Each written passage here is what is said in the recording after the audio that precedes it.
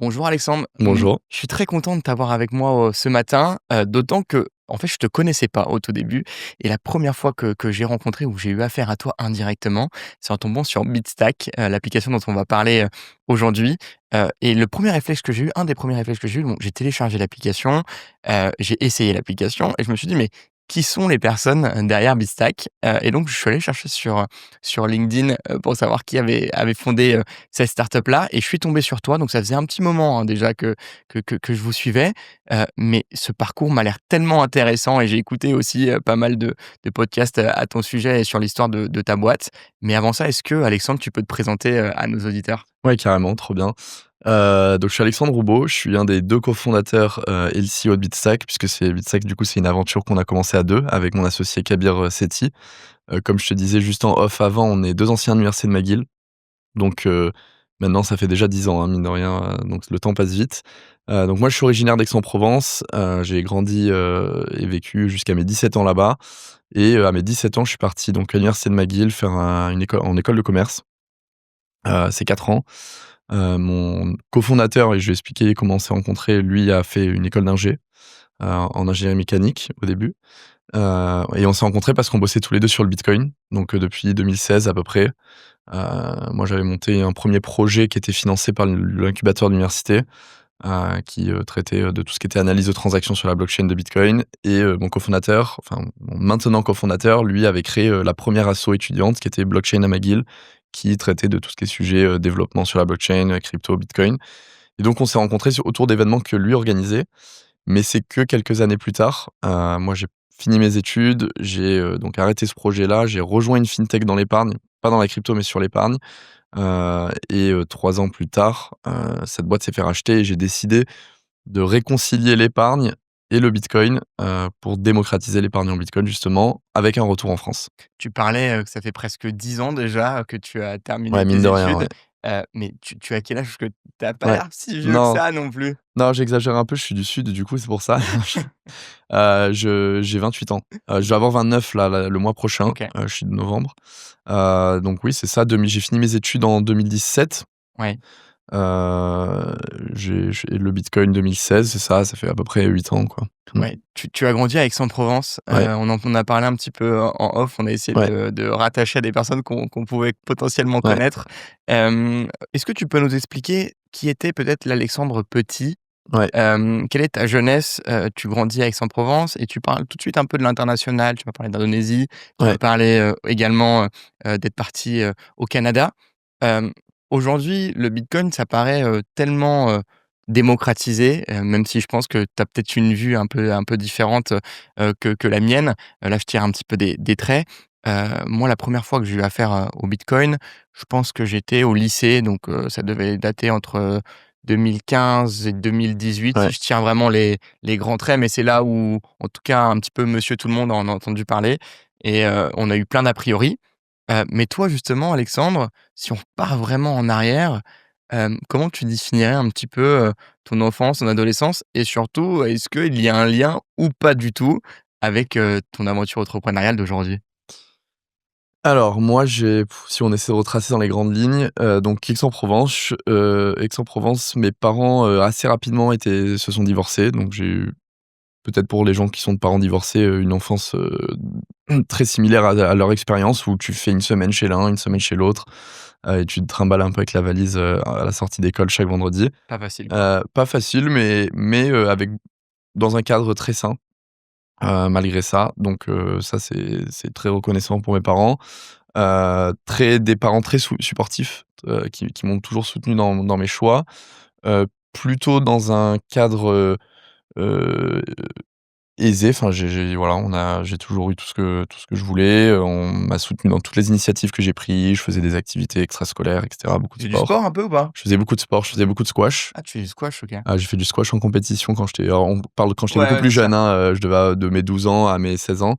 J'ai fait à un moment donné de la voile. OK. En Voilà, c'est les 2 sports que j'ai fait en compétition. Tu t'es converti au padel maintenant ou pas du tout?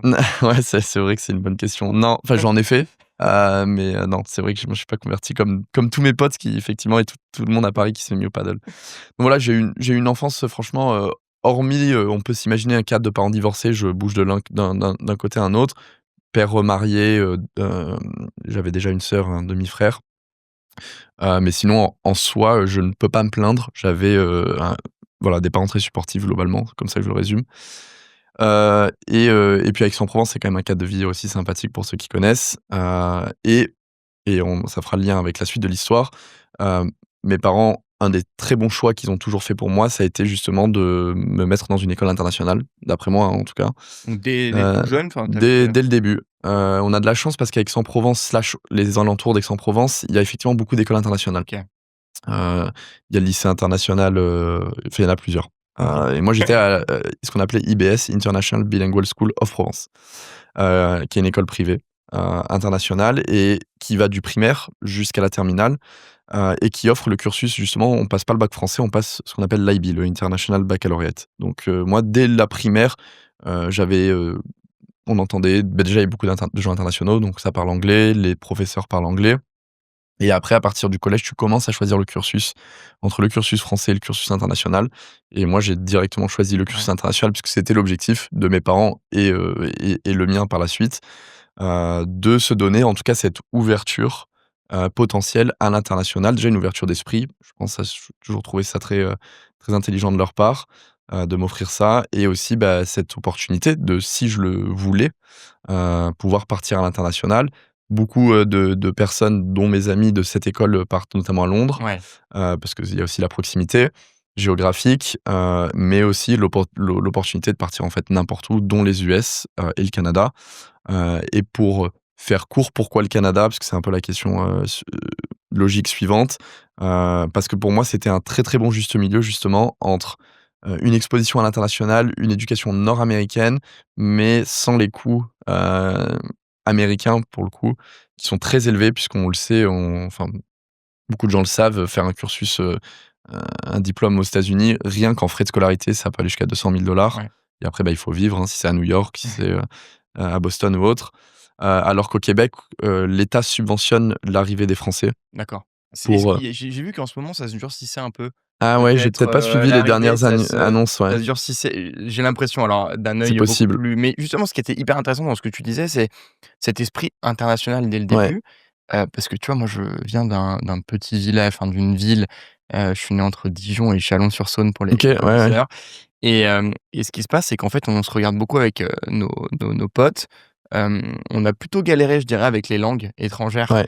parce que tu vois, nous, on est Cursus français du coup. ouais, cursus français, normal, je veux dire, dans un lycée de province, Ouais, le traditionnel niveau d'anglais est et généralement pas ouais, très bon, hein, enfin voilà, de c'est tu me ça. confirmes, mais Ouais et du coup, en fait, on sent un gap énorme, moi qui ai grandi, en province versus, mmh, beaucoup de gens qui ont vécu à Paris, par exemple, ouais. et en fait, on sent qu'il y a un décalage énorme et quand on regarde dans le groupe de mes potes d'enfance, beaucoup ne sont pas sont loin d'être bilingues en anglais, Mmh, alors que dans certains territoires de en France, tu as l'impression que c'est la grande norme et qu'en fait, ouais, toi, tu pars déjà avec, une petite, un petit retard qui est conséquent, mais qui est hyper important, c'est-à-dire, l'ouverture, à l'étranger, quoi. carrément. Non, le niveau d'anglais, beh, c'était un peu un running gag, hein, en France enfin beaucoup de gens, dont même mes parents, disaient déjà que le niveau d'anglais était très mauvais, heu, en France. Moi je l'ai vu, pareil en faisant le comparatif un peu avec mes cousins, mes potes qui sont, aussi de province, Ouais, mais en lycée public, ouais, notamment. Hem, ou même certains lycées privés, mais qui sont pas des écoles internationales, oui, parce qu'on en a aussi beaucoup à Aix. C'est que le niveau d'anglais est pas le même et l'écart est important. Et les répercussions peuvent aussi l'être parce qu'effectivement, dès qu'on se retrouve rapidement dans le monde professionnel, en fonction de la boîte pour laquelle on travaille, bah, la réalité, j'ai envie de dire un peu économique, c'est qu'on si on rejoint un grand groupe ou une boîte qui a une ambition à minima européenne, bah, rapidement on se retrouve, face ouais, ça à marche. devoir parler anglais ou même avec devoir parler d'autres langues ou avec des étrangers en tout cas, et c'est un vrai atout. Enfin Ouais. c'est, ouais, bon ça c'est évident. Donc tu pars à quel âge, au Canada? Parce que du coup Ouais, à là, on a 17 ans. retracé, tu repars à 17 ans? Ouais, parce que je suis de novembre 96, Ouais, donc voilà, j'arrive au Canada en août 2014, j'ai 17 ans. Je me rappelle précisément pour la petite anecdote puisque je fais, ce qu'on appelle les semaines d'intégration, il y a en France aussi, mais très à l'américaine, où il y a beaucoup de fêtes et moi je ne pouvais pas sortir. OK. Pas parce que c'est pas 21 ans, hein, comme les États-Unis, mais c'est 18 ans au Québec, précisément. Mais du coup, j'avais pas 18 ans. Bon, voilà, pour la petite anecdote. Donc c'était assez drôle. Je rentre au Canada, je fais 4 ans de bachelor, je monte une première boîte. Alors pour faire le lien avec ta question initiale et ça nous amène à la suite. Hem, le lien entrepreneurial, je l'ai aussi eu beaucoup de mon grand-père qui a été un grand entrepreneur. Heu, alors on parle là, il est né dans les années 30, donc Oui. on va dire jusqu'à, les années 90, je pense qu'il a vendu sa boîte, et qui a été vraiment une figure entrepreneuriale dans ma famille. Quand les gens en parlent de lui, et moi je l'ai connu, hein, donc Oui. même moi, mais même quand les gens en parlent dans la famille, c'est la figure entrepreneuriale de la famille justement. Et qu'est-ce Et qu'il avait justement entrepris? ouais, Qu'est-ce qu'il avait fait? c'était une grosse boîte industrielle qui vendait, ce qu'on appelle des tubes, pour faire passer le pétrole et le gaz. OK. Et c'est devenu un des plus grands négociateurs et ensuite fabricant aussi de tubes. OK. Heu Vers Aix-en-Provence aussi ou pas du tout? C'était à Vitrolles, OK. si toi tu vois, donc Ouais. c'est, là où il y a l'aéroport pour ceux OK. qui de Marseille, parce que c'est la grosse zone industrielle, en tout cas à l'époque, c'était comme ça.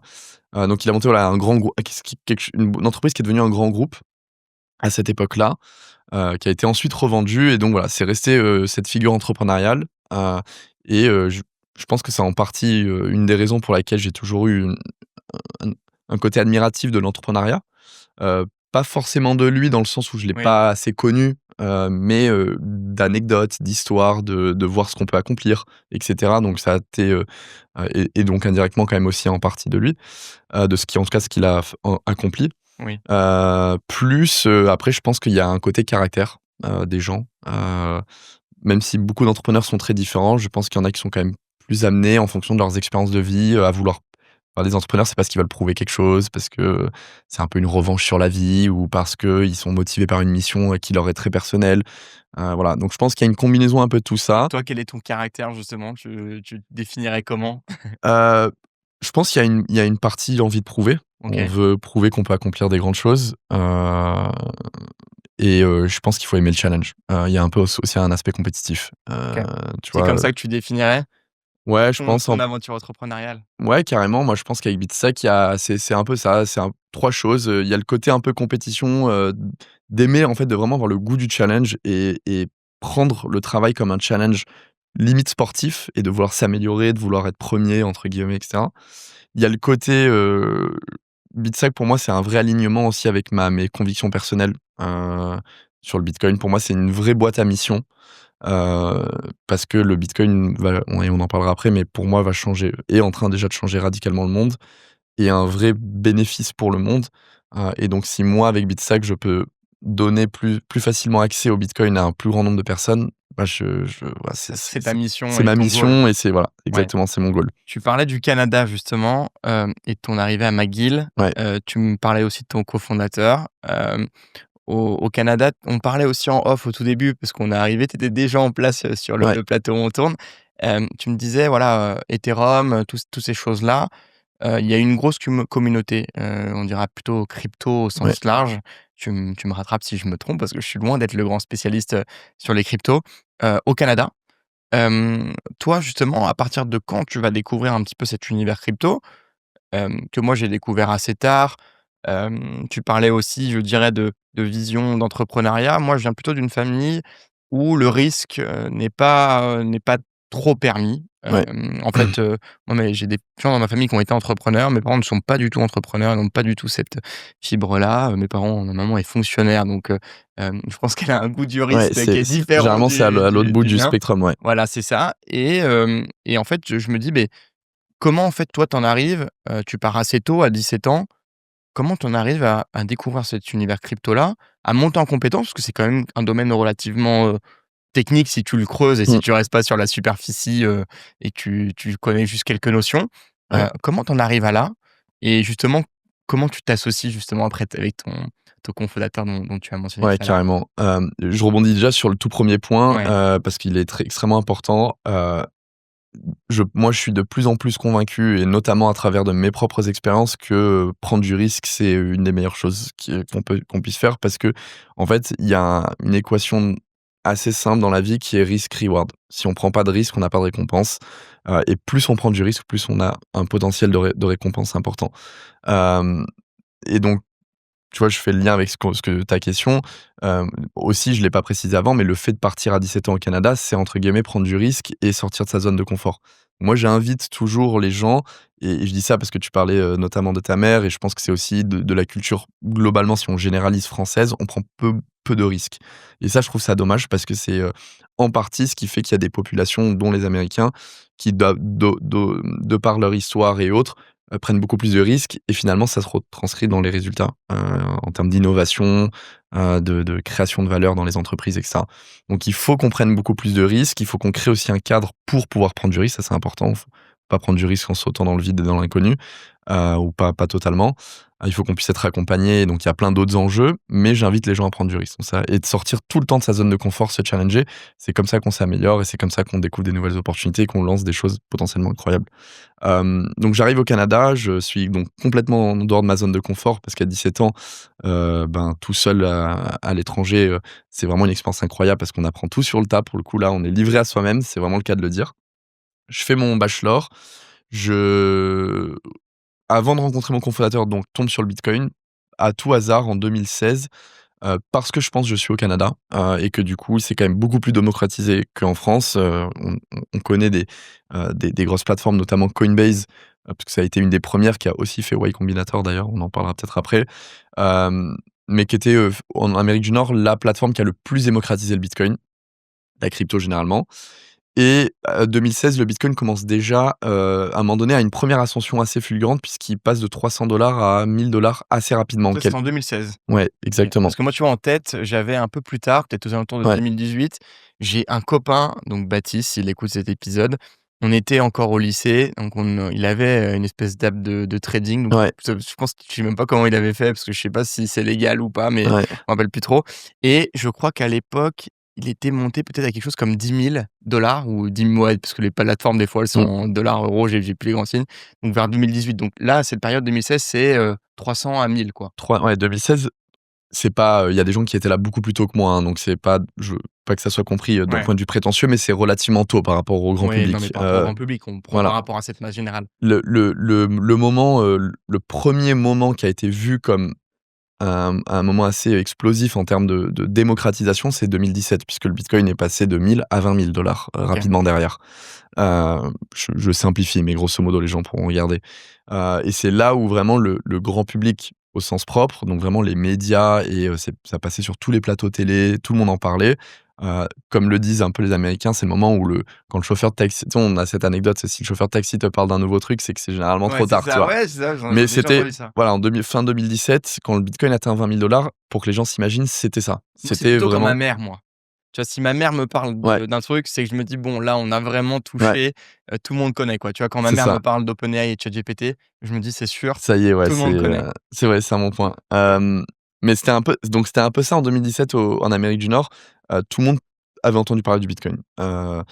Et donc bon, moi, ça faisait, je connaissais déjà, mais c'était assez récent, et c'est vraiment avec, en plus, cette ascension, que rapidement j'ai été ultra convaincu, mais même avant, hein, parce que c'est juste avant que j'ai lancé une première boîte. Alors je dis lancer une boîte, c'est assez anecdotique parce que j'ai créé la boîte au sens, propre, hein. J'ai incorporé une société, notamment parce que c'était pour encadrer le projet, c'était plus simple. Puis j'avais même fait rentrer de «potes» entre guillemets en tant qu'associé. Mais ça n'est jamais été une vraie boîte, aussi, donc on peut le prendre dans les 2 sens parce qu'on n'a jamais fait de vraiment d'argent, et on n'a jamais vraiment développé le projet. Plus que ça a été un projet de recherche, et presque ça restait un exercice scolaire. C'est-à-dire on travaillait beaucoup, on rencontrait plein de gens, on rencontrait des clients prospects, enfin des prospects, mais on n'est jamais allé beaucoup plus loin. Voilà, pour que les gens. Qu'est-ce que tu souhaitais faire à cette Bah, époque? justement, on se cherchait, on a testé plein de choses. Donc c'est pour ça que voilà, si tu veux, je peux pas parler vraiment de boîte. En tout cas, on n'a pas trouvé de product market fit. On n'a pas trouvé notre produit ni notre marché, mais on a fait plein de choses. Au début, on a voulu commencer par faire ce que des boîtes d'analyse, ce qu'on appelle d'analyse de transactions sur la blockchain, font. C'est-à-dire, bah, tu télécharges toute la blockchain, vu que c'est de la donnée publique, et tu commences à créer des algorithmes qui tracent toutes les transactions Donc c'est de manière pseudo-anonyme et tu peux tracer les transactions pour faire des dashboards Ah, visuels pour dire: «OK, ben, en fait, s'il y a une transaction qui est partie d'une adresse A, une adresse B» et après je peux faire le suivi et voir à quelles autres OK. adresses.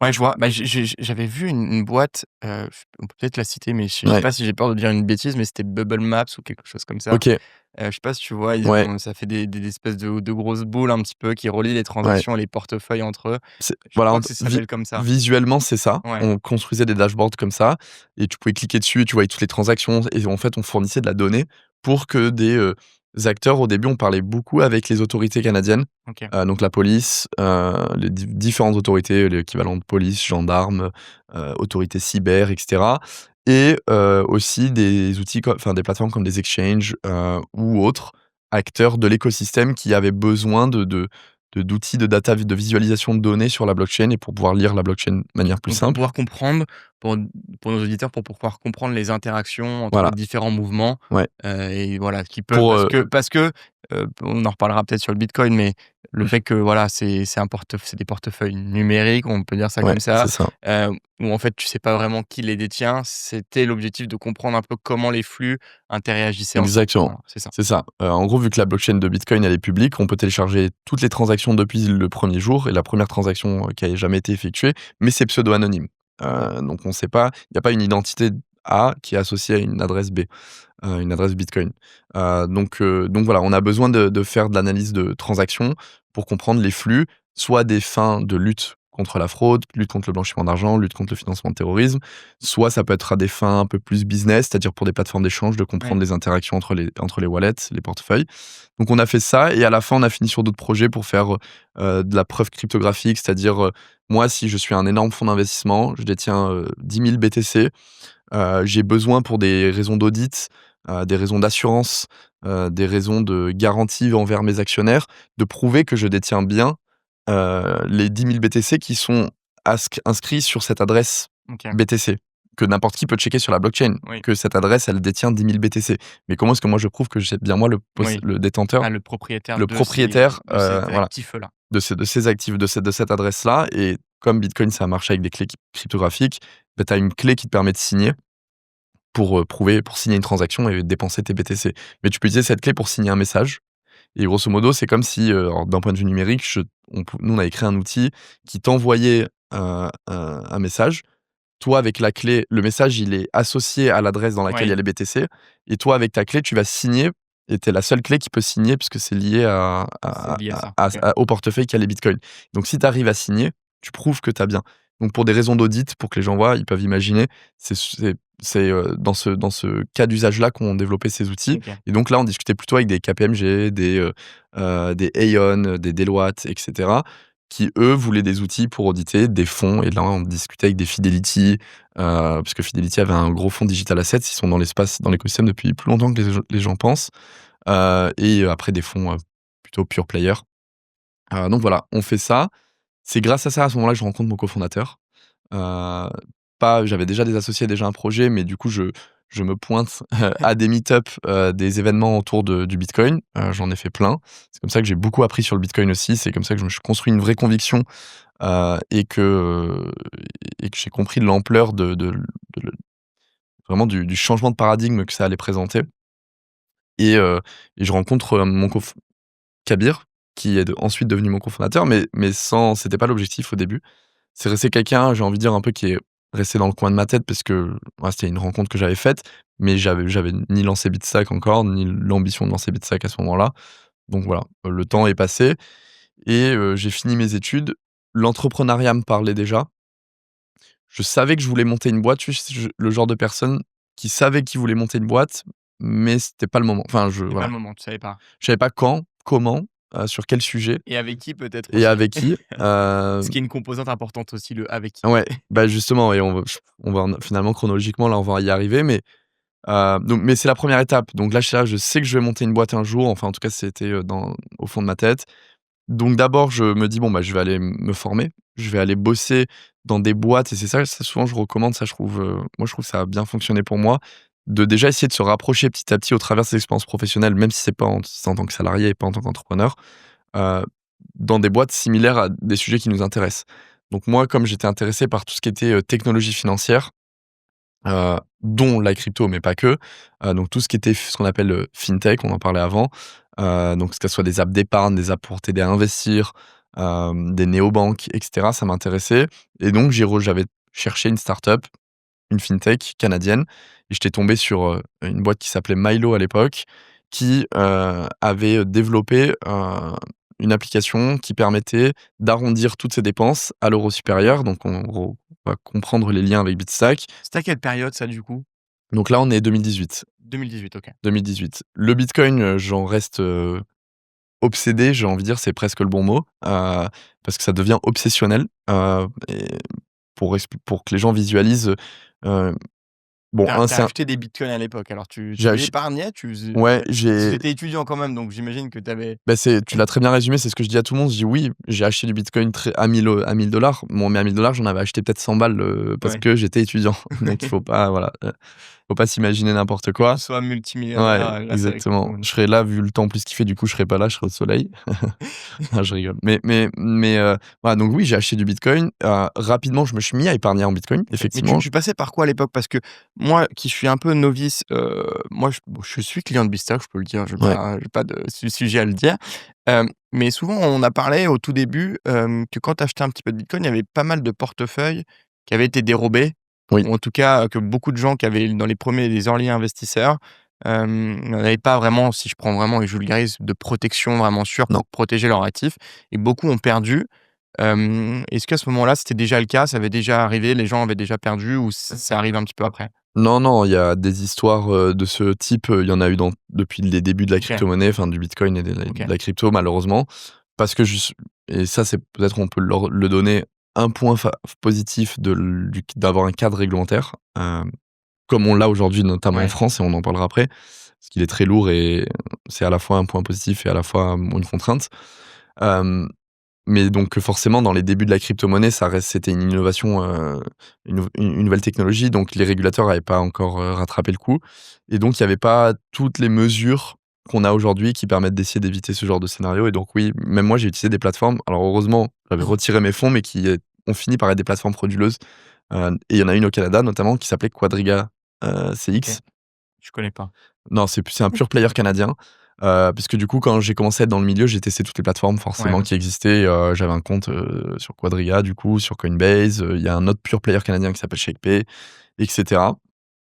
Heu il y avait même des plateformes comme Binance déjà qui commençaient à ouais. émerger et donc j'ai acheté du bitcoin sur toutes ces plateformes-là, mais personne n'avait un positionnement sur l'épargne. Donc moi, j'avais une conviction assez forte de vraiment déjà voir bitcoin comme un actif d'épargne et une solution d'épargne, mais c'était pas effectivement perçu comme ça à l'époque. À l'époque, ça restait beaucoup un actif d'investissement spéculatif. C'est-à-dire j'ai acheté du bitcoin parce que je pense qu'il va monter et je vais le revendre derrière. Mais Donc moi c'était je vraiment de l'achat-revente Ouais. classique quoi, c'est-à-dire OK Bah, en tout cas, les gens le voyaient OK, comme ça. Maintenant, on le voit avec toute cette narrative, avec des gouvernements qui en achètent pour le placer ils appellent ça des valeurs stratégiques, ouais. un peu comme de l'or. On parle de l'or Heu, numérique. L'or Mmh. numérique, les fonds d'investissement comme BlackRock qui en achètent, maintenant, qui en accumulent, heu, énormément. Les particuliers et notamment à travers des solutions comme ça qui se disent: «OK, en fait, maintenant mon épargne, je veux la protéger parce qu'il y a de l'inflation, parce que je crois plus ou moins au système financier actuel qui dévalue la monnaie constamment et donc je veux, protéger mon pouvoir d'achat, dans un actif, solide comme le bitcoin». Voilà, tout ça, c'est une narrative qui s'est développée, mais c'était pas le contexte de 2017-2018. Donc moi, le bitcoin, heu, j'en passais énormément de temps à l'étudier, donc je commençais à le comprendre et donc j'ai épargné. Mais j'utilisais pas des apps d'épargne, j'utilisais des Coinbase, des ShakePay, des pure players locaux et je le faisais manuellement. J'achetais du Ouais. bitcoin, dès que j'avais ma fiche de paie, donc j'ai commencé à travailler en 2018. C'est principalement à ce moment-là que j'ai commencé vraiment à acheter bitcoin. Avant, ça restait anecdotique, parce que j'ai été convaincu très vite. Donc dès que je gagnais j'avais ma fiche de paie, bah, voilà, je payais mon loyer, mon machin Ouais. et après, bah, je mettais tout le reste en bitcoin. OK. Donc voilà, ça c'est 2018. Je bosse pour une boîte qui travaille sur l'épargne parce que je trouvais que c'était un sujet, adjacent, mais pas sur le bitcoin. Donc j'ai envie de dire mes journées, c'était, travailler sur, des technologies financières, aider les Canadiens à épargner, c'était la mission de cette boîte et le soir et les week-ends, c'était le bitcoin. OK. Et c'est comme ça que 3 ans plus tard, quand la boîte pour laquelle je bossais, alors moi je dirigeais le produit chez eux. Donc je travaillais avec les ingénieurs, avec la conformité. C'est un rôle assez intéressant parce que tu travailles avec beaucoup, de rôles différents. Donc à la fois avec la direction, à la fois avec la conformité, la tech, donc les ingénieurs, le support client, et cetera, puisque tu es au cœur de la conversation, au cœur de Bah, il y en a plein l'action. qui me disent ça, sur le podcast. Alors j'ai reçu une C'est personne vrai? sur le produit que tu connais peut-être qui s'appelle Timothée Frein, Oui, qui est passé sur le podcast et qui a donné une bonne overview un peu de ce qu'était le produit ouais, et c'est vrai que tu as l'impression que tu es vraiment à l'intersection, c'est ça. de la stack technique, enfin du développement, du commercial Oui, et que du coup, en fait, tu es vraiment, pas un tampon, mais tu es vraiment au cœur d'une stratégie, qui ouais. touche, globalement quasiment tous les services, d'une entreprise. Donc tu as commencé en produit. Carrément. Et je pense que, voilà, on parlait de facteurs qui amènent à l'entrepreneuriat, ça a été une pièce du puzzle supplémentaire. Je l'ai pas fait, je l'avais fait pour cette raison-là aussi, hein, donc c'est pas, Ouais, faut le voir dans les 2 sens. Mais justement parce que pour moi, je cherchais qu'est-ce qui m'intéressait comme rôle et comme je te disais, je savais entre guillemets, enfin, c'était un de mes souhaits d'essayer l'entrepreneuriat, puis je l'avais fait en tant qu'étudiant, en parallèle de mes études, comme je le disais avant. J'étais assez curieux et intéressé par ce rôle de product, ce qu'on appelle product ouais. manager, parce que je me disais: «En fait, c'est ça, c'est presque, je peux être un mini entrepreneur au sein d'une boîte parce que et je peux aider à développer un business, à développer un produit». Donc c'est ce que j'ai fait pendant 3 ans. J'ai effectivement appris plein de choses. Après, bon, c'était parce que c'était un peu mon arrière-pensée. Ouais. Donc pendant 3 ans, en fait, je voulais voir comment toute la boîte était montée. Donc j'écoutais tout, je parlais avec tout le monde, et cetera. Et j'ai compris du coup comment monter une fintech et en parallèle, cette boîte pour laquelle je bossais s'est faite racheter, heu, Par qui? C'était un par acteur aussi, un canadien, une néobanque. une néobanque Une canadienne? néobanque canadienne qui, elle, était cotée. OK. Et donc comme elle était cotée, elle avait la possibilité de financer de la croissance par de la fusion-acquisition et donc elle a voulu racheter cette boîte pour diverses raisons. Et c'est à Il a ce moment intégré son offre, ce produit-là ouais, dans voilà, c'est cette ça. boîte? En fait, Donc la la micro-épargne, je veux dire, c'était relié du coup au compte bancaire, ouais, comme nous, chez Milo qui est devenu Moka juste avant d'être acheté, ce qu'on avait construit, c'était de la micro-épargne sur les actions, enfin, sur les marchés. OK. Donc l'idée que c'était, l'épargne par capitalisation classique des Nord-américains. Les gens doivent épargner et capitaliser pour financer leur avenir, leur retraite, et cetera. Donc c'était les apps classiques que tu retrouves là-bas où on aide les gens à mettre de l'argent de côté et directement c'est investi sur des ETF, ce qu'on appelle les ETF, des indices, qui traquent, des actions, des obligations, et du cash.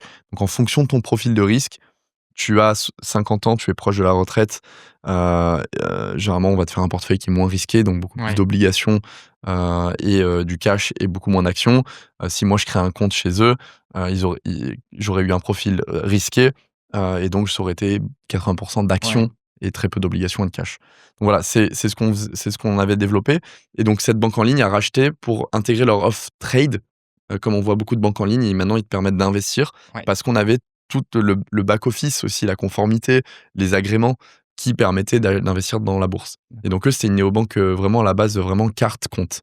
Donc là, en achetant cette boîte, ils ont intégré une offre qui s'appelait Trade. Ensuite, Mogo Trade. Mogo, c'est le nom de la néobanque. Et moi, ça m'intéressait pas de continuer, ni dans la boîte pour laquelle je bossais, ni dans la nouvelle boîte. Puis dit rachat, plein de Ouais. changements dans tous les cas. Et comme j'ai dit, je pense, dans plein d'autres podcasts, l'entrepreneuriat pour moi, je sais même pas si on le choisit vraiment. Je pense qu'il y a le choisir, de se lancer, c'est un des facteurs, mais ça ne peut pas être le seul facteur. Et donc moi, je parle souvent d'alignement d'étoiles. Donc là, Parce que les étoiles étaient alignées à la donc là, fin de c'est ton toi cursus, ouais, dans cette, boîte? j'avais passé énormément de temps sur le bitcoin. J'étais convaincu qu'il y avait un truc à faire sur le bitcoin, que, ça allait changer le monde et que moi, je voulais être un acteur, de ce changement-là. De un, de 2, j'avais commencé ça y est 3 ans, je me dis: «Bon, moi, j'ai déjà un peu d'expérience». Alors je peux toujours en avoir plus, mais c'était pas zéro. Donc j'ai vu un peu comment les choses se déroulaient dans une boîte, dans une fintech, dans le B2C, donc en plus, pour les particuliers. J'avais du coup un peu d'argent de côté, c'est pas négligeable. Quand on se lance dans l'entrepreneuriat, ben, il faut quand même se Oui. payer, heu et hem et la boîte se fait racheter. Et en plus, je me disais que ça faisait 8 ans que j'étais au Canada globalement et donc potentiellement de rentrer en Europe, c'était quelque chose que je considérais. OK. Donc l'un plus l'autre, Tu heu, plies tes bagages et tu rentres en je me France? dis: «En fait, ça y est quoi, Ouais. c'est le moment» et je me rappelle, c'est aussi bête qu'un soir où je me dis: «En fait, là, je me pose, je vois tous ces facteurs-là» et je me dis: «En fait, il y a pas beaucoup plus de réflexion à avoir. C'est soit je me lance, soit je me lance pas» et je me dis: «Bah, allez, let's go, ça y est». On acte dans sa tête que on se lance et après, bah, de là découle plein d'actions. Il faut quand même faire un plan, pas forcément de business plan, mais un plan de vie, OK, comment j'attaque le sujet, quoi. Oui. Aussi, voilà, combien j'ai d'argent de côté, combien ça va me coûter de lancer ce business. Il me faut un cofondateur. En fait, je suis tout seul. Donc, oui, moi, j'ai décidé de me lancer avant d'avoir un cofondateur. Ouais. Mais Puis j'ai tu compris. pas tech en plus. Enfin, Voilà, là, j'étais c'est pas une tech. application, enfin, si on revient un peu, c'est que tu as un profil, quand même business. Tu as fait du Ouais, produit un petit peu, donc c'est j'imagine ça. que tu as quand même une bonne compréhension de l'écosystème et de comment fonctionne, un Mais je petit suis peu pas l'équipe ingénieur de tech, mais tu es pas formation. ingénieur de formation. Non. Donc comment ça va se passer? Tu vas plier bagages, tu vas revenir en Ouais, France, tu vas repenser à cette personne-là, tu vas le contacter. Comment ouais. ça va marcher Je concrètement? je quitte pour que ça aide peut-être à visualiser. Je quitte mon job, je crois en novembre ou octobre 2020. Ils essaient de me garder, donc je négocie 3 mois, ils me paient pour qu'ils me payent un peu plus, Mmh. parce que justement je me dis: «Bah, quitte à rester, moi j'essaie de prendre ce que je peux du deal. Donnez-moi plus d'argent parce que je sais que je vais lancer quelque chose», donc je négocie un genre de sortie avec eux. Heu, Finalement du coup, on négocie jusqu'à Noël, enfin les vacances de Ouais. fin d'année, et donc techniquement au 1er janvier 2021, j'ai plus de job et je suis à temps plein, dédié à temps plein sur Bitstack. Donc à ce moment-là, je comprends qu'il me faut un cofondateur technique puisque, je veux lancer une boîte technologique. Bitstack, c'est une boîte technologique avant tout, donc il me faut un profil complémentaire. Puis, lancer une aventure à 2, c'est quand même plus sympa que tout seul.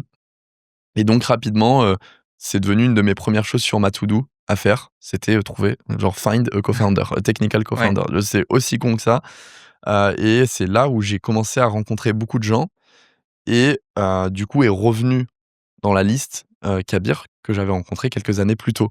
Notamment au travers d'une connaissance commune qui m'a dit: «Ah bah tiens, tu devrais reparler à lui». Et je dis: «Bah oui, c'est marrant puisque, on a beaucoup de points communs, le bitcoin et cetera». Tu l'avais rencontré au Canada du coup, cette C'est ça. personne-là. Il était né au Canada ou? Non, il est de nationalité indienne. OK, Mais je pense, pour sans parler pour lui, au travers de sa situation familiale et a beaucoup voyagé. OK. Donc c'est un profil très international aussi, et après avec ses études au Canada, à McGill.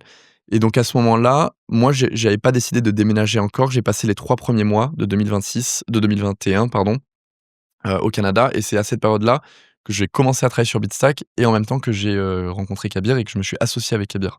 Pourquoi? Parce que j'habitais au Canada et j'avais 8 ans de vie au Canada, donc je n'avais pas déménagé d'un coup Oui. du jour au lendemain. Et ces 3 mois-là, c'est aussi le temps de tout préparer mon départ, puisque par contre, c'était acté que j'allais rentrer en France. Donc je rentre en France mars-avril 2021. Je crée la société. D'accord. Kabir, lui, reste encore au Canada. Il s'est rapatrié en France, enfin, il est venu en France, pardon, que plus tard. Mais moi, je rentre en France en premier temps en disant: «Il faut qu'il y ait quelqu'un sur place». Je crée la société. Je fais les démarches pour essayer de me réguler auprès de l'autorité des marchés financiers puisque Bitstack, ça avait l'ambition dès le début de créer une application pour aider les gens à épargner en bitcoin, et donc c'était une activité C'est régulée. ta proposition de valeur. Si tu Ouais, tu c'est tu ça, devais pitcher vraiment Bitstack à quelqu'un qui exactement. connaît pas aujourd'hui, c'est cette définition-là que tu as donnée. C'est, l'app qui t'aide à épargner en bitcoin sans aucun effort. OK. Voilà, ça c'est Ça, la c'est propo en plus, c'est la marque de devise qui est présente partout et c'est c'est comme ça. ça que c'est vraiment le comme C'est ça comme que vous ça qu'on l'a fonctionnez. pitché dès le début, enfin, plus ou moins, Plus mais ou en tout cas, moins. c'est ça la proposition de valeur dès le début, et effectivement, c'est comme ça c'est sur notre site, je pense que ça doit être la Ouais. tagline, c'est comme ça que je le pitch moi aussi, que les gens en parlent. C'est vraiment l'app d'épargne en bitcoin numéro 1 en France, on le pitch aussi comme ça. Maintenant, c'est le cas. À l'époque, on pouvait pas le dire, mais là, c'est le cas. Et donc voilà, on crée toute cette société. C'était une activité régulée, donc ça faisait partie du plan, dès le début. Heu, En rentrant en France, en connaissance de cause qu'il fallait du coup créer une entreprise régulée, parce que c'était l'opportunité qu'on avait identifiée sur le marché, c'était moins démocratisé qu'en Amérique du Nord, mais on avait un avantage, qu'on avait un cadre réglementaire clair. Et moi qui avais pour ambition, de créer vraiment, une marque grand public, bah, se réguler, c'est aussi, la confiance. Ouais. C'est gagner la confiance de ses investisseurs, de ses partenaires et de ses clients. C'était aussi, un gage, je dirais une barrière à l'entrée, Et c'est cette devenu réglementation parce que du exactement, coup, j'imagine que tu te tout dis que si tu obtiens et que tu es un peu le first mover, donc le ouais, c'est premier ça. qui va dessus, tu te dis que tu peux très vite prendre une part importante du marché aussi grâce à la régulation dans Carrément. les 2 cas. Ouais, oui, les marchés régulés sont moins compétitifs parce que il y a une barrière à l'entrée comme tu dis, donc effectivement, c'était aussi l'objectif. Donc on le fait 2021, on devient une des premières boîtes, enregistrées en tant que prestataire de services sur actifs numériques auprès de l'autorité des marchés financiers, qui est, le gendarme, de la finance en France, qui est l'autorité qui supervise les acteurs de la finance en France. Hem Et en ce moment-là, on lève des fonds. on lève 1 million Tu d'euros. vas les lever auprès de qui ces fonds? Alors, c'était pas si simple parce qu'on avait rien. Faut OK. s'imaginer, C'était une maquette alors, c'était un PowerPoint? on avait un PowerPoint, avec Kabir, on avait commencé à bosser sur une maquette app aussi, donc on avait un PowerPoint, une maquette de l'app, mais pas fonctionnelle, puisqu'on n'était pas encore régulé, donc on pouvait pas se lancer, heu et heu le tampon de l'AMF. Enfin, en tout cas, on attendait le tampon de l'AMF. Donc c'est sur ces 3 atouts-là, voilà la vision qu'on a du business, l'app à quoi elle va ressembler, voilà le deck la présentation qui présente notre vision des choses et regardez, on a déposé un dossier, là dans un mois, ou dans quelques temps, on va être, régulé Ouais, et c'est notamment le troisième point, sur un marché qui s'ouvrait à tout juste, qu'on a réussi à lever auprès de principalement des business angels, OK. puisque c'est ceux qui généralement, investissent le plus tôt et sont comme c'est souvent des anciens entrepreneurs, c'est plus simple pour eux enfin ça leur fait plaisir un peu de financer les nouveaux entrepreneurs de demain, et plein d'autres boîtes.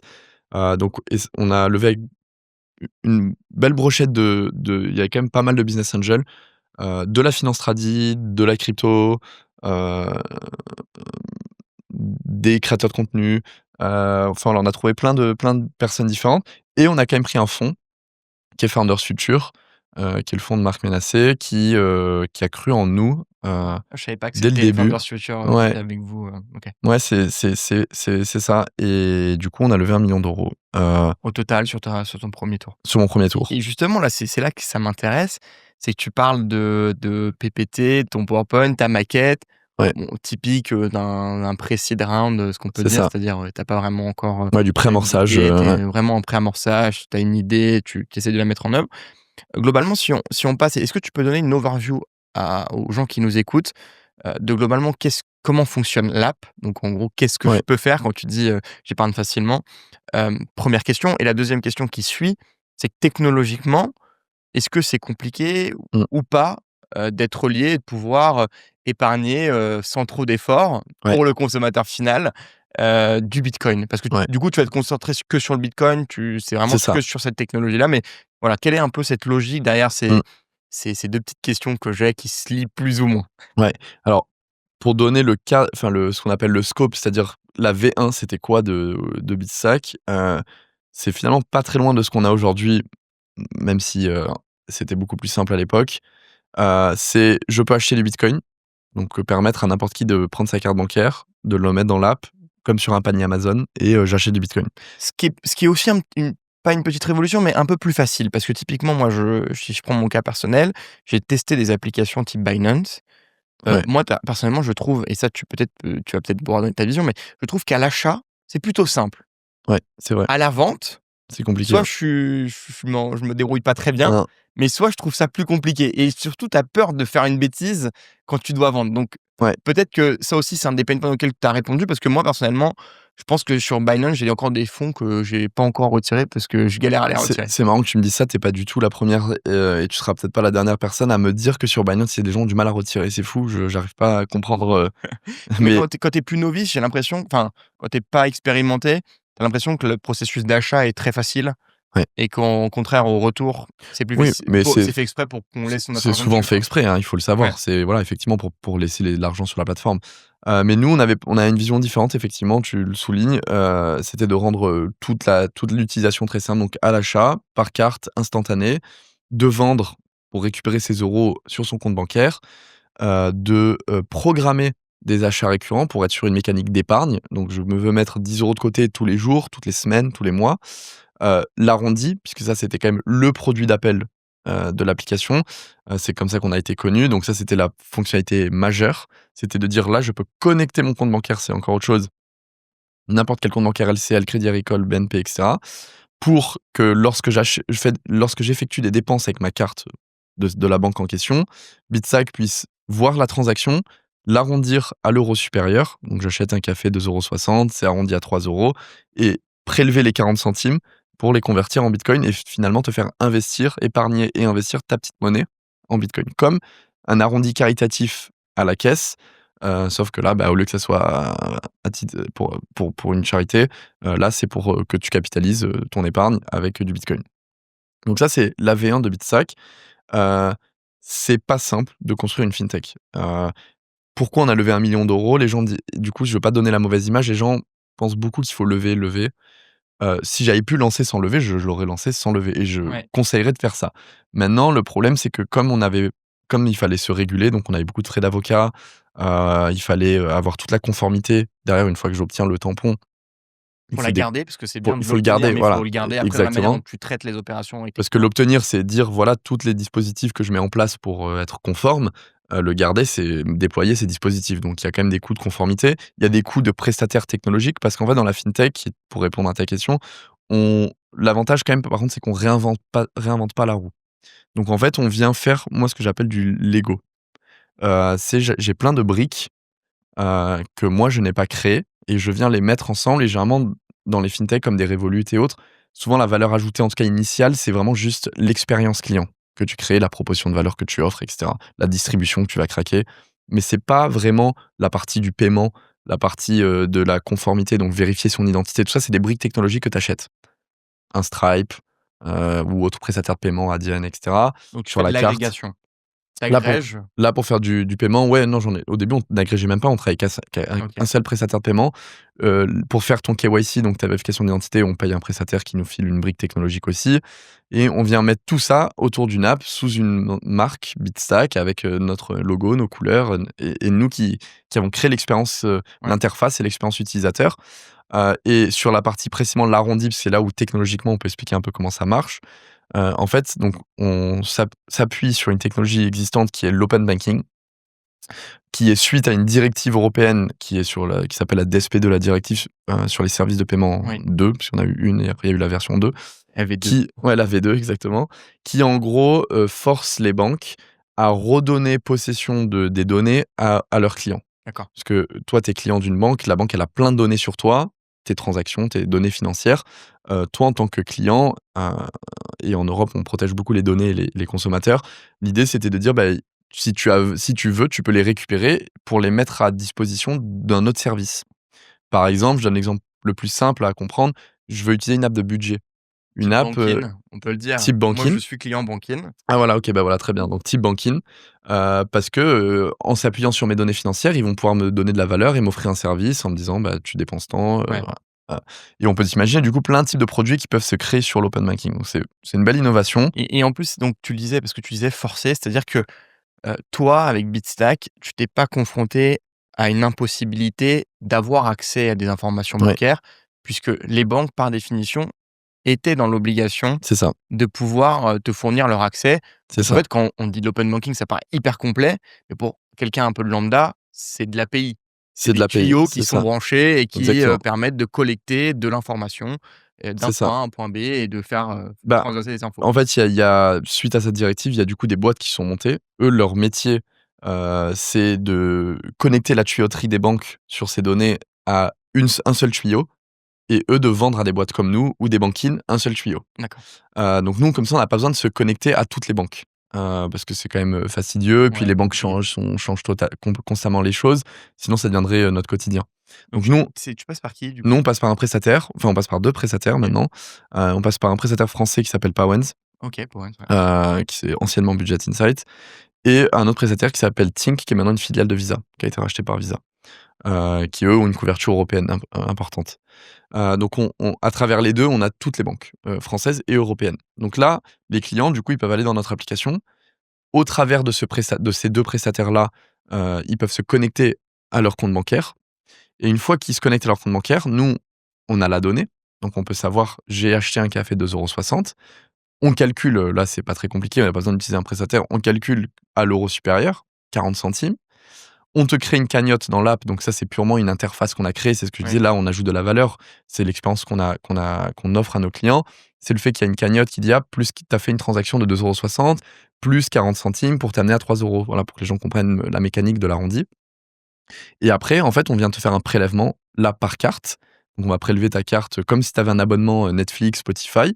Tu enregistres une carte sur Bitstack, on te la prélève pour le total des arrondis de la semaine. D'accord. Donc tu as plus 40 centimes, plus 60 centimes, plus 80 centimes. Tu le vois dans l'app jour après jour et le dimanche soir, ça va faire entre 10 et 15 €. C'est les statistiques moyennes des OK, clients. c'est par semaine, tes clients épargnent entre 10 et Moyen 15 est euros entre 10 et par, 15 euros sur l'arrondi, sur uniquement. l'arrondi? OK. Pas sur donc l'arrondi, ouais, vraiment le conversion à l'euro Ouais, supérieur, pas sur, l'achat, voilà, en l'achat automatique, de bitcoin toutes les semaines. exactement, les versements programmés, Ouais, c'est en plus. Donc les gens font généralement les 2. Mais sur l'arrondi, c'est entre 10 et 15 euros et là, on te prélève ta carte pour, d'aller 12,50 € et à ce moment-là, nous, on reçoit un paiement en euros.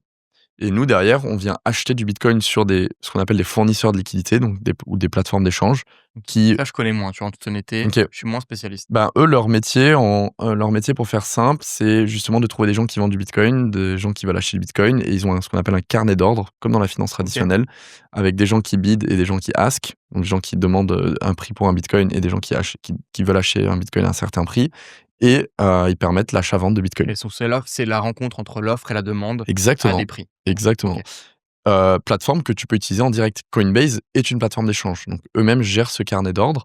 Par contre, nous, on est ce qu'on appelle un broker. C'est-à-dire que nous, on n'est pas une plateforme d'échange, nous, on doit acheter le bitcoin sur une plateforme d'échange. OK. Donc, on se fournit, sur ce type de plateforme-là, et donc on achète un bitcoin, enfin ou 12,50 € de bitcoin, 0,0 sur certainement et quelques bitcoins et là, on te les conserve pour ton compte. Donc là, on a un côté et je veux pas être mal interprété parce que les régulateurs vont pas aimer, qu'on dise ça, mais c'est pour que les gens visualisent, un peu comme une banque de bitcoin, OK. OK? On n'est pas une banque à proprement parler, mais Ouais, on reviendra peut-être là-dessus. Je vois que le temps ouais, file, mais on reviendra peut-être dans là-dessus. le sens où on te les conserve. Voilà, quand tu as du bitcoin sur Bitstack, nous, c'est un des services qu'on propose, c'est le fait qu'on te tu pas à te soucier de dire: «Mais mes bitcoins, est-ce que je les mets sur une clé? Est-ce que je vais les perdre? Est-ce que je» comme ça, toi, si tu as accès à ton compte Bitstack, tu as accès à tes bitcoins, et nous, derrière, on s'occupe et c'est là où je faisais une analogie à la banque, à avoir des coffres numériques, du coup, des coffres-forts numériques où on conserve tes bitcoins et on les sécurise. D'accord. Voilà. C'est très intéressant et là, justement, on va passer à un parallèle assez important.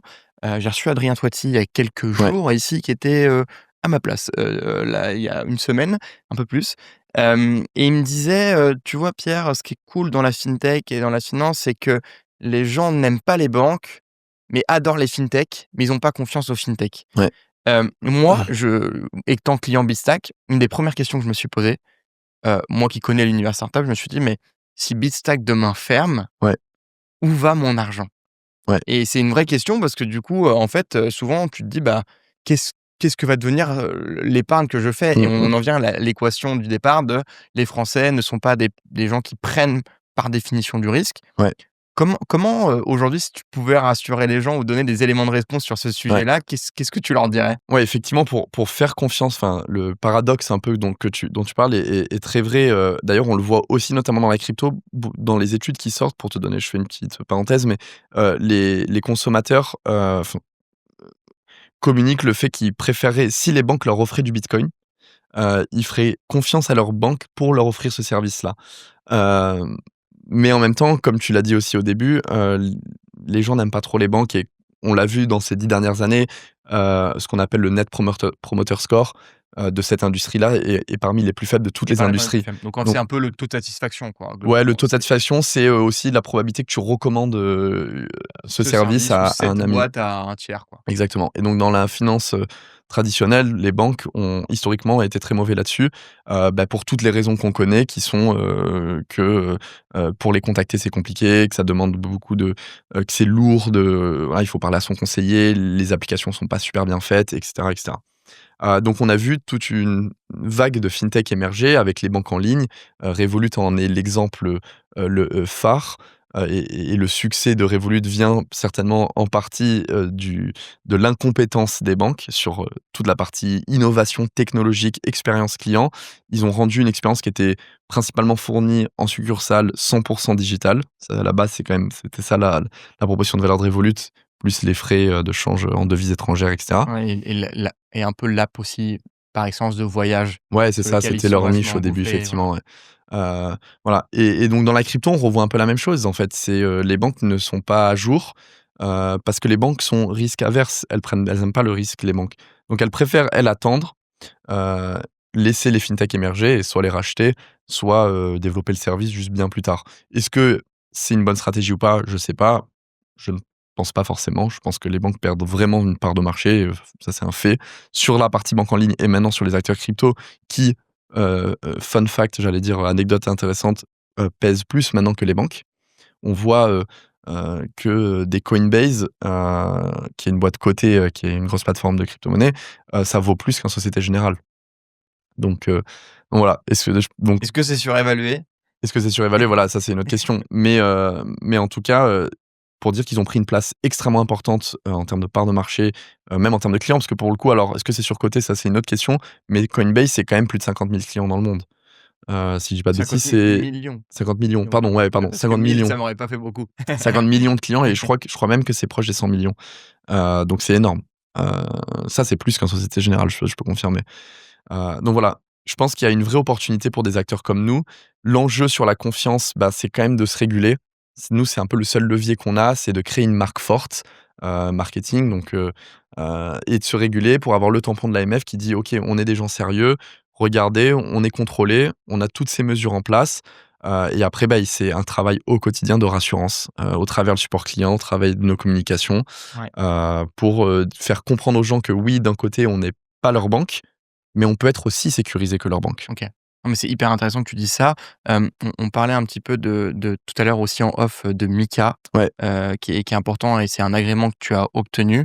Est-ce que pour faire vite parce que le temps file, mais ouais, est-ce que, tu peux expliquer globalement ce qu'apporte Mika? Je sais qu'il y a une histoire un petit peu aussi d'argent que tu reçois de la part de tes clients et qui est séparé c'est de ça, tes fonds propres que tu as, ou une histoire dans ce style-là, mais ouais, tu seras beaucoup plus technique pour moi pour le dire. carrément. Est-ce que tu peux revenir sur Mika? Qu'est-ce que ça a apporté justement à la table de ton projet?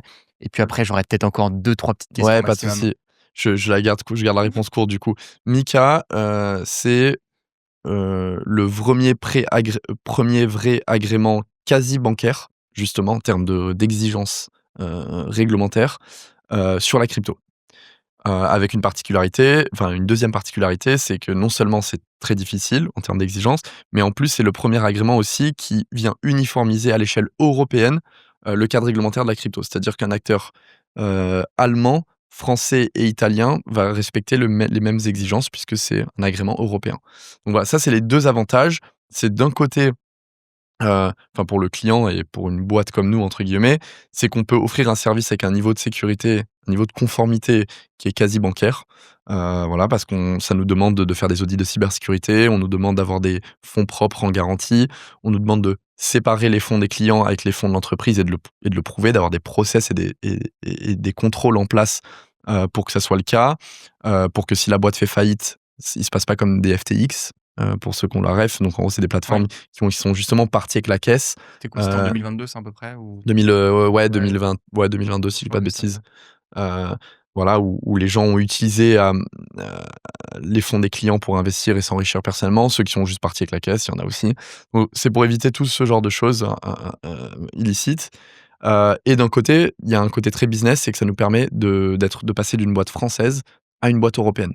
Ouais. Donc Ça, voilà, c'est très Mika, important ça c'est parce très que, important. justement, on parle et je pense que les gens vont me dire: «Mais il se répète à chaque podcast», mais étant donné qu'on a beaucoup de fintech et de personnes qui montent des fintech qui viennent, on dit souvent et je le répète, mais c'est parce que pour moi, c'est hyper important, c'est que pour moi, le marché de la fintech, c'est pas un marché globalisé, de manière générale. En fait, on a l'impression que Ouais. parce qu'on a Revolut, on peut payer aux 4 coins du monde, mais la réalité, c'est que le marché, financier mondial est très fragmenté par Ouais. zone géographique, par habitude de consommation et donc le fait d'avoir cet agrément MiCA, de pouvoir, j'imagine pouvoir agir sur ce territoire, européen, ça rajoute pour vous un champ beaucoup plus large et beaucoup plus globalisé que ça ne pouvait l'être, au début. Mika, en résumé, ça nous fait passer, je disais ça dans une conférence, il y a vraiment 2 3 jours, jeudi dernier. Hem, Ça nous fait passer d'une start-up prometteuse à un acteur régulé, de confiance et reconnu, Mmh, ouais. tu vois? À l'échelle européenne, voilà, et ça, c'est la dernière pièce du puzzle.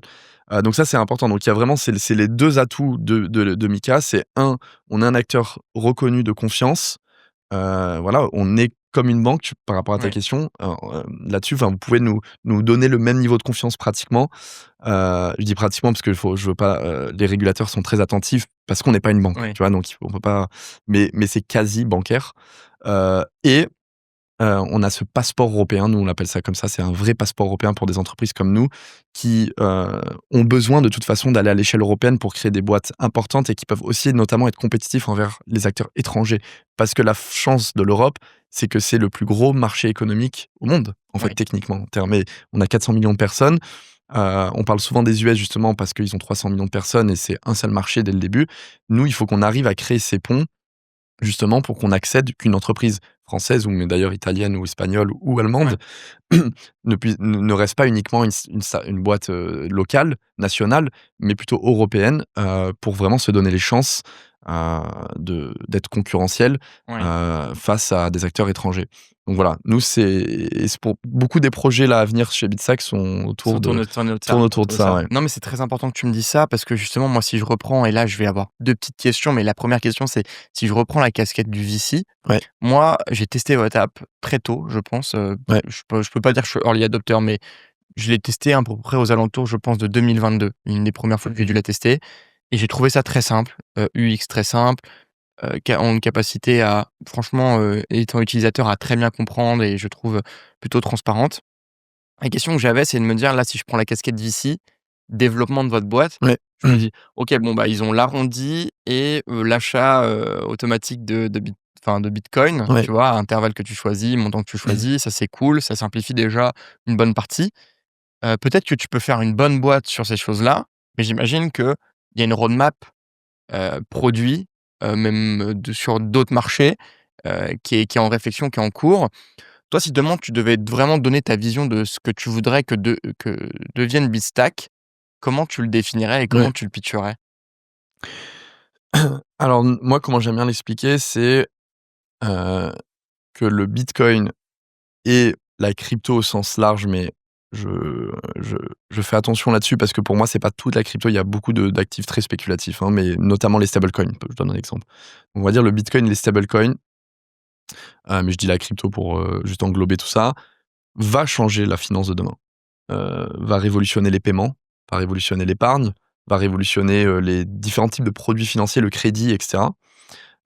Et donc si cette théorie, si cette, hypothèse est vraie, la banque de demain doit changer, puisque la banque de demain, elle est plus adaptée au service à cette nouvelle finance qui est en train de se développer. Conserver des actifs numériques, traiter des actifs numériques, créer des produits financiers autour des actifs numériques. Ce qu'on appelle les actifs numériques, c'est les cryptoactifs. Donc autour du bitcoin et des stablecoins, c'est pas le même métier, c'est pas la même chose, c'est pas les mêmes compétences, c'est pas la même technologie que de créer un livret A, que de créer, heu, un compte bancaire classique et cetera. Donc nous, vu qu'on a cette conviction-là, on a cette vision et cette mission de créer cette «banque de demain» entre guillemets, qui va développer tous ces nouveaux produits et ces nouveaux services autour de cette finance nouvelle génération, qui est le bitcoin, qui est les stablecoins et tout ce qui se construit autour de ça. D'accord. Et donc ça, c'est la vision de Bitstack. L'épargne en bitcoin, c'est finalement un produit, mais demain, il y en aura d'autres et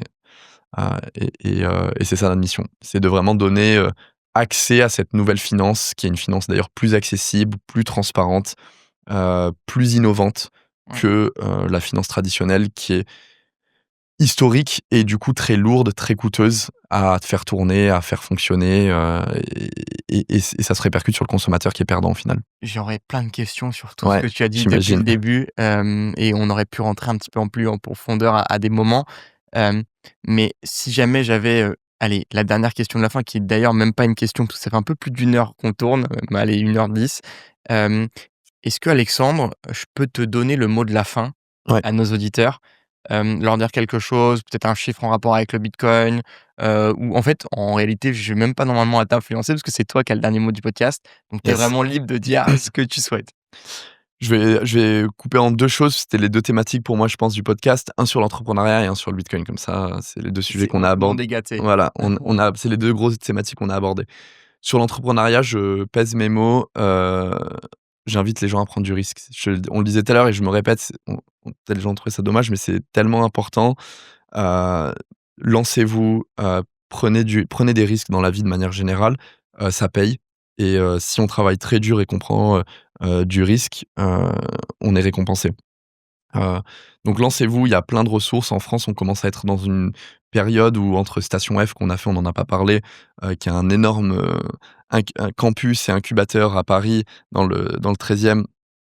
Ou dans le 14, là, j'ai un doute d'un coup, bref, 13-14. C'est 13e. Alors que j'y 13e, étais c'est vers, gare voilà, d'Austerlitz, 13e, c'est voilà. ça, j'ai eu un doute. Dans le 13e, il y a de plus en plus de fonds d'investissement, et tu es bien placé pour le savoir, qui investissent dans des startups. Il y a des entrepreneurs qui sont maintenant business angels, qui investissent dans des entrepreneurs. Il y a la BPI qui, est un organisme public du gouvernement qui finance l'innovation en France, qui donne des bourses, qui investit. Donc voilà, tout est fait pour que les gens puissent en tout cas se lancer et être accompagnés. Il y a plein d'incubateurs. Il y a Y Combinator aux États-Unis, mais il y a aussi des incubateurs en France. Donc j'invite les gens à se lancer. Ça, c'est sur l'entrepreneuriat. Sur le Bitcoin, j'invite les gens déjà à se renseigner tout simplement parce que moi, je peux évidemment en parler un petit peu, mais on ne peut pas couvrir tout le sujet du Bitcoin qui est très complexe et très passionnant et très intéressant. Heu, donc j'invite les gens à se renseigner sur pourquoi le Bitcoin existe.